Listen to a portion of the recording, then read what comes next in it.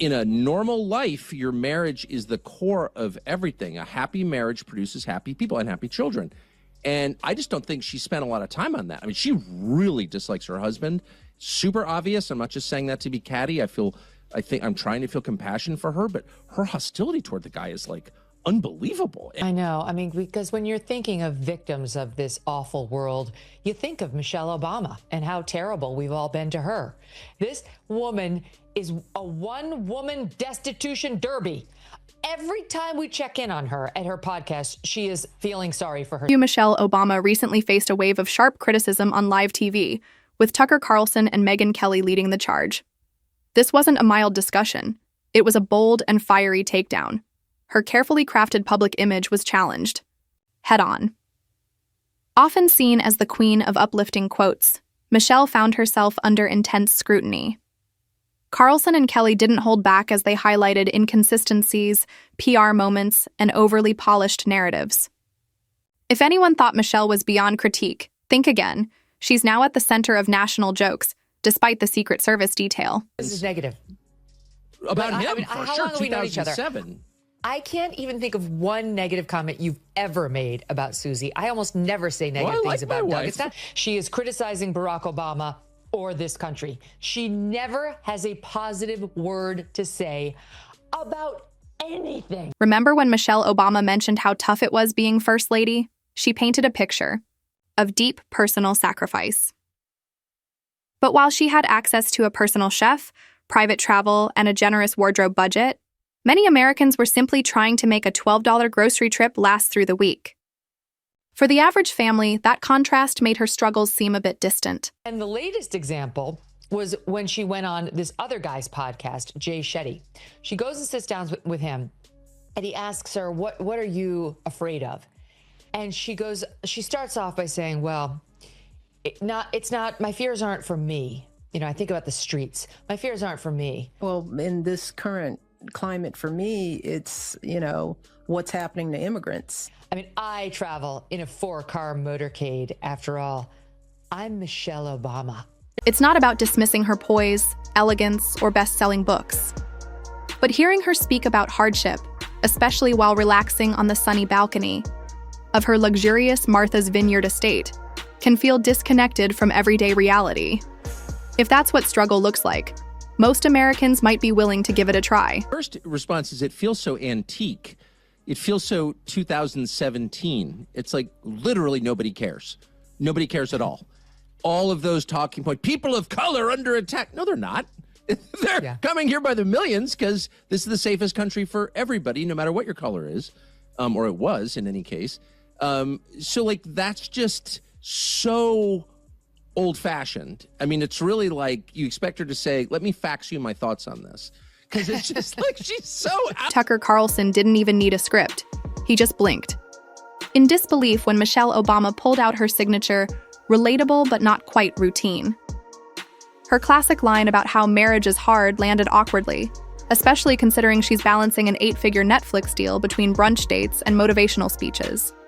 Megyn Kelly jumped in with the energy of a skeptical aunt at Thanksgiving, asking aloud, "Is this really what struggle looks like now? A Spotify contract, Ivy League credentials, and a designer coat that costs more than some folks' monthly rent?" The whole couple goals image that Michelle and Barack have so carefully crafted seems pulled straight from a lifestyle blog, complete with matching photo ops and TED Talks about empathy. Their marriage is presented like a political hallmark movie, beautifully packaged, but with a production budget that raises eyebrows. Still, Michelle's not entirely wrong when she says relationships take work. After all, it takes a lot of coordination to manage stylists, publicists, and social media teams, all while maintaining the appearance of being just like everyone else. Of course, leads me to Michelle Obama. You're back, and she's given us a whole new realm of comments. Glenn, we saved them just for you because she's still... I told your staff I only started watching this podcast religiously because of the times I've been on your show and you've talked about it by yourself or with me. So I'm very ready to talk Michelle Obama. Oh, good. She's still just as bitter as ever. There's such a great new spin of complaints here. Here's one from her most recent episode, which still on YouTube, she's got like 200,000 subscribers. It's really amazing that now she's been doing this for how many episodes? She's been literally on every podcast of the left wing promoting it. And that's still all she's managed to get. Now let's talk about the memoir, because what political icon today doesn't come with a best-selling book filled with broad stories, subtle self-praise, and carefully curated vulnerability? Becoming wasn't just a book. It was the launch of a personal brand. Halfway through, readers had already been sold a podcast, a lifestyle, maybe even a smoothie plan or a candle called Hope and Cardio. And then came the media tour. From a yike, Oprah sit-downs to packed stadium events, Michelle shared her message at ticket prices that could rival a concert. Because nothing says relatable quite like paying VIP prices to hear about how overwhelming it is to have too many opportunities. Her challenges, very real but also very glamorous, very well produced and extremely marketable. Tucker Carlson couldn't help but point out the transformation from when they go low, we go high, to when they go low, I release another. Bestseller. Megyn Kelly, meanwhile, highlighted Michelle's list of hardships with a tone rich in irony. These struggles apparently include being recognized in public, raising daughters in the White House with staff, and keeping up a 14-year public image campaign. Then there's life after the White House, global speaking tours, podcasts, documentaries, and high-profile projects. If Michelle had her own currency, it might be called Inspiration Coin, and audiences would be emotionally spent. Every new launch sparks a collective sigh from people who were just hoping for one first lady who didn't want to be the next Oprah. She goes, and then you're like, why? What's going to happen to her girls if they're not recognizable?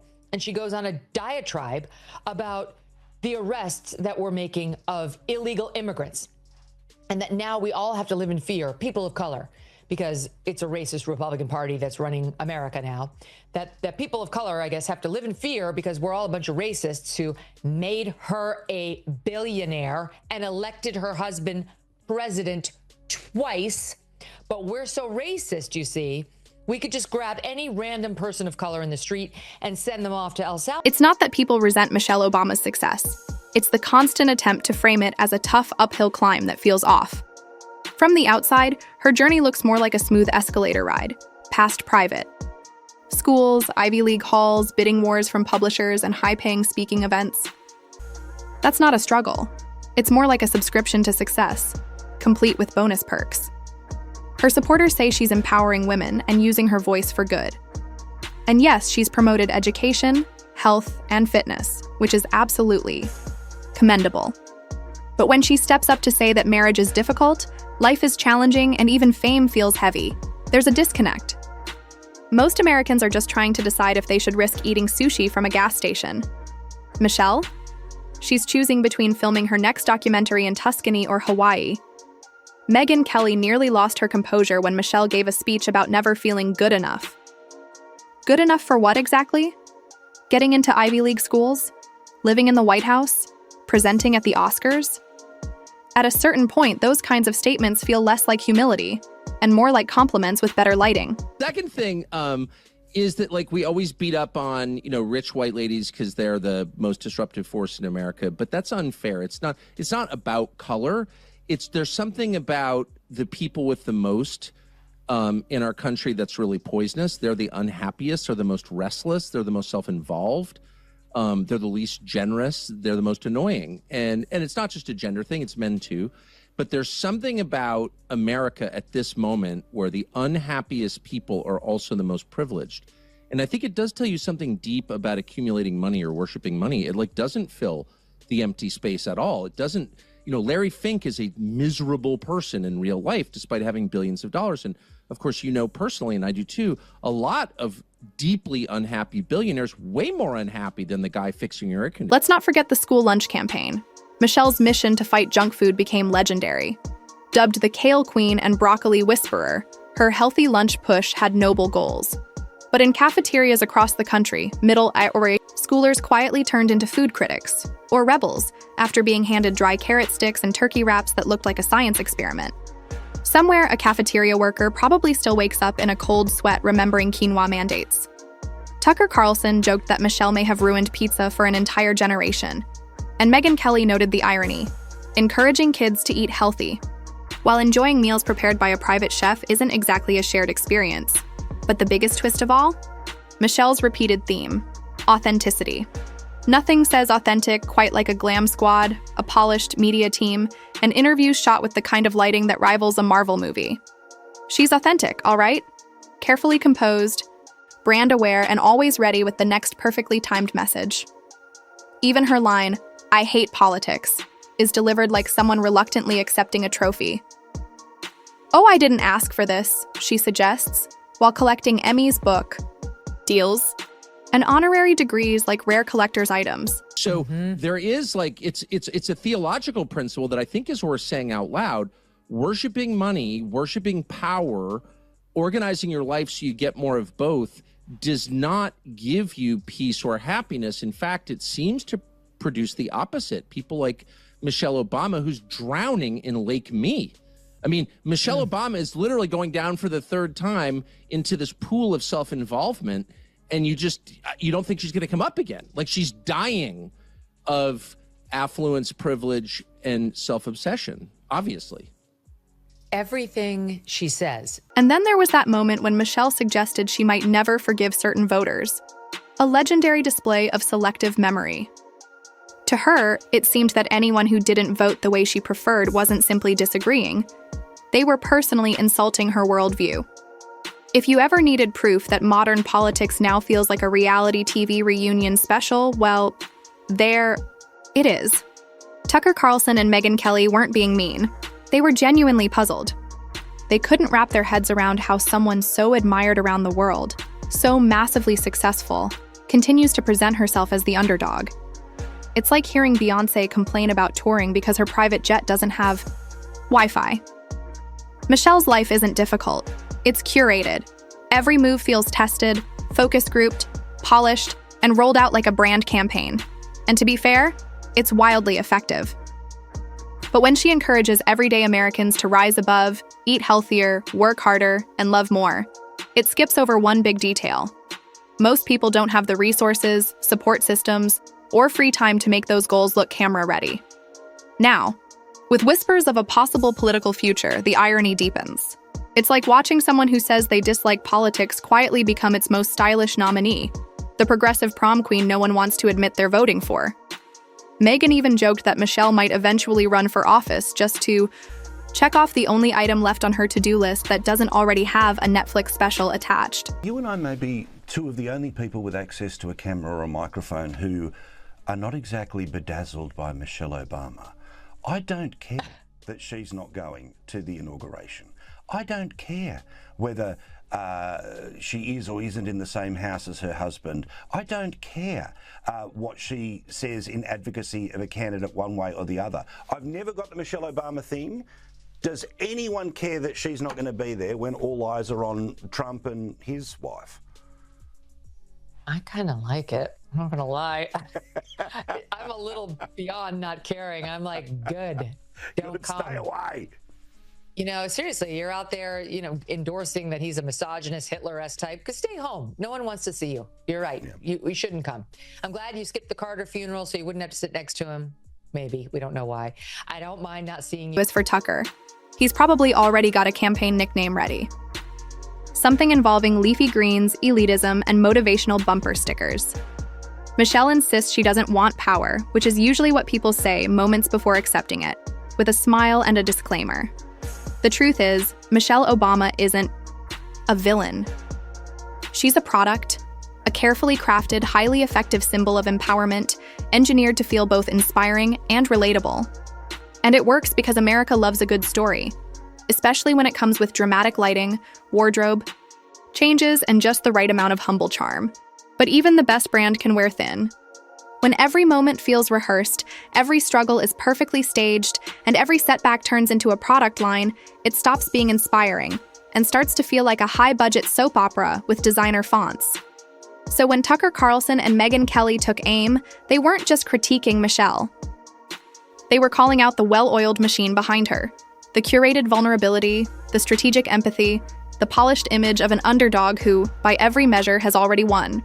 They tell you you can order anything, and they listen very carefully because everybody listens to every word that the president says. And I used to tell Barack, don't say you want something, because then we'll have like thousands of it. You know, and then we're paying for it. So if I know, it was a shock. If he said he liked some rare fish, he just happened to say, this is delicious. And then we get the bill at the end of the month, and it's like, you flew that fish in from China? It's like, that fish wasn't that good. Listen, everybody... It's like, don't say you like that fish. Yeah, a lot of people think, you know, and this is also was sort of an interesting thing when people would say, the taxpayers are paying for that. And the truth is, yes, you know, you don't pay rent, and you don't pay for staff, but everything, every dish, they would count the number of peanuts that you'd eat and charge it back. No. So you get a bill at the end of it. It's not it's not aw, we live in the White House, y'all. You know? And that's where the roast truly lands. Because in today's world, pretending to be struggling while living in luxury has become the new status symbol. Michelle Obama may not have set out to become the face of performative struggle, but somehow she's got the poster, the merchandise, and probably the trademark already filed. The good news? She can always bounce back with another memoir, podcast, or lifestyle line. After all, nothing says resilience quite like turning your journey into a $29.99 product on a Target shelf. But here's where it really gets interesting. Because who wouldn't be curious about the Michelle Obama paradox? The woman who often speaks about life's challenges, while living in a bubble of comfort so exclusive it probably deserves its own zip code. Just look at those public appearances. Michelle channels her inner motivational speaker on stages perfectly lit, with a breeze that always seems to hit her hair just right, urging audiences to find their purpose. All while her assistant quietly arranges her next private flight to a celebrity gala. It's like being told to run a marathon after being handed a gold medal before the race even starts. And let's talk about her dedication to healthy living. Admirable? Absolutely. But it can feel a bit like a do as I say, not as I do situation. The Obama household probably has more kitchen gadgets than a cooking show set, and their produce?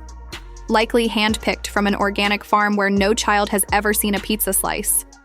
Meanwhile, everyday Americans are struggling just to find affordable vegetables, let alone blend kale into a smoothie.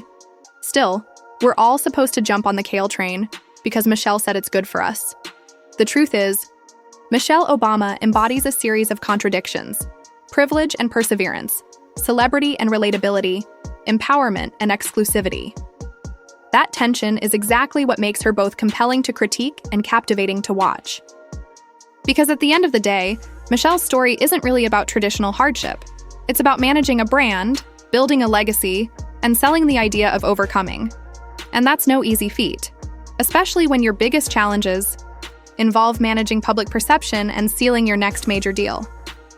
So, yes, her life might be hard, but it's the kind of hard most people can only imagine, or simply raise an eyebrow at, while wondering how broccoli ended up becoming the official symbol of elite struggle.